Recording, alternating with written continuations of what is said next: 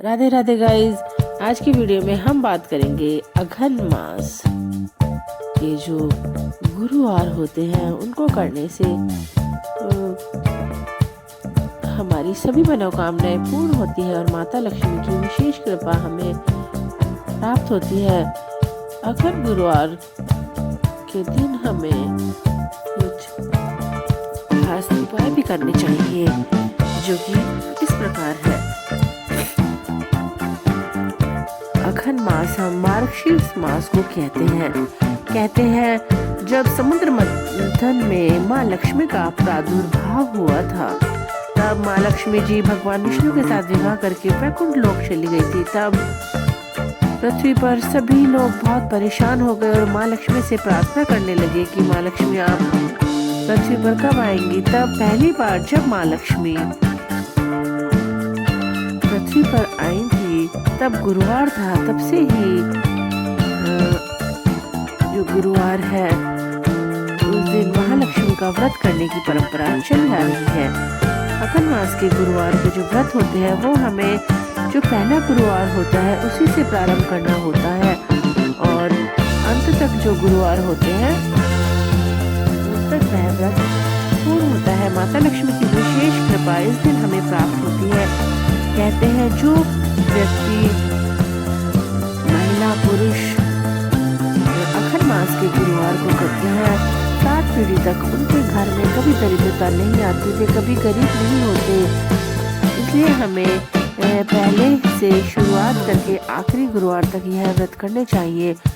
मार्गशीर्ष मास में हमें गुरुवार के दिन प्रातःकालीन जल्दी उठकर पूजा पाठ करना चाहिए, ध्यान आराधना करनी चाहिए। इसका हमें विशेष फल मिलता है। और इस दिन हमें झाड़ू तो हम लगा सकते हैं पर हमें पोछा नहीं लगाना चाहिए। इस दिन हमें बाल धोने भी नहीं चाहिए, बाल भी नहीं काटने चाहिए, नाखून भी नहीं काटने चाहिए। और पहले तो क्या होता था कि घर में सब लोग चूल्हे जलाते थे तो हम राख के बर्तन मांज लेते थे, परंतु आजकल इतनी बीमारियां हैं, इतने कीटाणु हैं तो हमें राख तो उपलब्ध हो भी नहीं पाती। इसलिए हम बर्तन तो जो सर्फ या साबुन होती है उससे साफ कर सकते हैं, परंतु हमें जितना हो सके उतना, जैसे कपड़े भी हमें नहीं धोने चाहिए गुरुवार के दिन। और गुरुवार के दिन प्रातःकालीन जल्दी उठकर हमें हमारे दरवाजे खिड़की खोलने चाहिए, सूर्य भगवान को अर्घ देना चाहिए और कच्चा दूध भी हमें चढ़ाना चाहिए। माँ तुलसा के समक्ष भी हमें कच्चा दूध चढ़ाना चाहिए, धूप अगरबत्ती करनी चाहिए। हमें महालक्ष्मी जी के जो मंत्र होते हैं उनका जाप करना चाहिए और हमें आटे के दीपक बनाने चाहिए। 2 आटे के दीपक बनाने चाहिए, एक में हमें लौंग डालना चाहिए, एक में काली मिर्च डालनी चाहिए। इनके अंदर हम तिल या सरसों का तेल डाल सकते हैं। और जो लौंग का दीपक होता है उसे हमें मुख्य द्वार पर जलाना चाहिए और काली मिर्च वाला दीपक हमें तुलसा माता के समक्ष जलाना चाहिए। और ये दीपक जलाते वक्त हमें माँ लक्ष्मी को आमंत्रित करना चाहिए कि हे माँ लक्ष्मी, आप हमारे घर आइए और हमारी घर पर आपकी कृपा बनाए रखिए। बहुत ही शुभ होते हैं अघन मास के यह गुरुवार।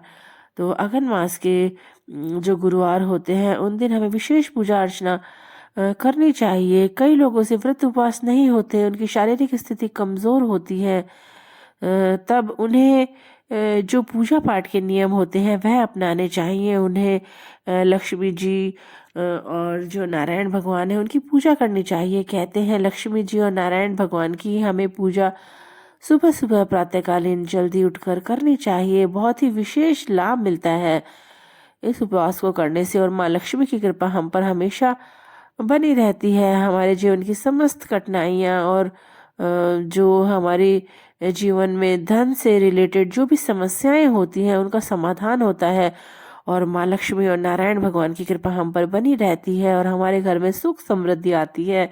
इसलिए अघन मास के ये जो गुरुवार होते हैं इनका उपवास हमें करना चाहिए। बहुत ही शुभ होते हैं, बहुत ही महत्वपूर्ण होते हैं। Thanks for watching. इसी तरह के वीडियो के लिए मेरे चैनल को लाइक शेयर और सब्सक्राइब करें।